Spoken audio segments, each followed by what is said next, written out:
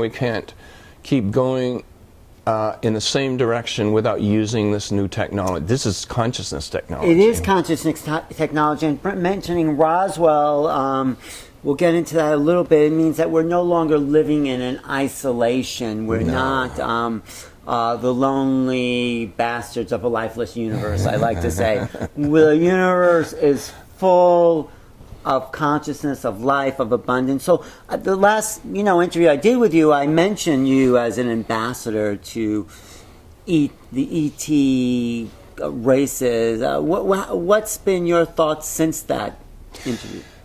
I've studied this extensively, and actually I really nailed this down when I met the producer of the documentary film Fast Walkers. This is Robert Miles.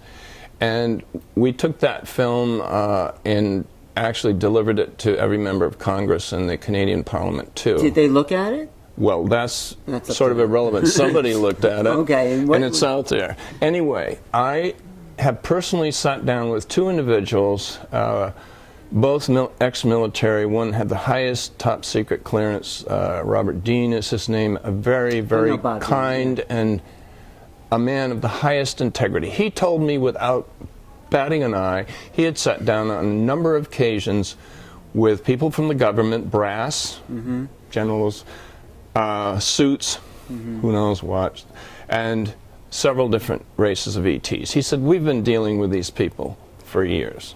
I believe it. And the other fellow was Charles Hall, who was the weatherman out on Area 53. There's a race called the Tall Whites. They were there before the military ever came. The military provided them protection and made a trade-off with some of the technology. And Charles told me he finally got to look under the so-called under the hood of one of the UFOs.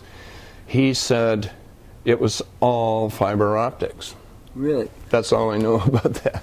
So then, what do you want your relationship to be to ET technology? Well, I've thought about this a lot, and I know that these various ET groups, and if I have come to the conclusion that we use the term so above,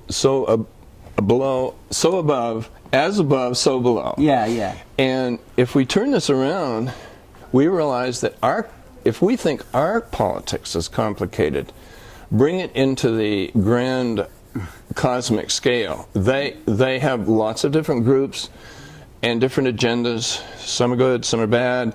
It all can be balanced out intelligently.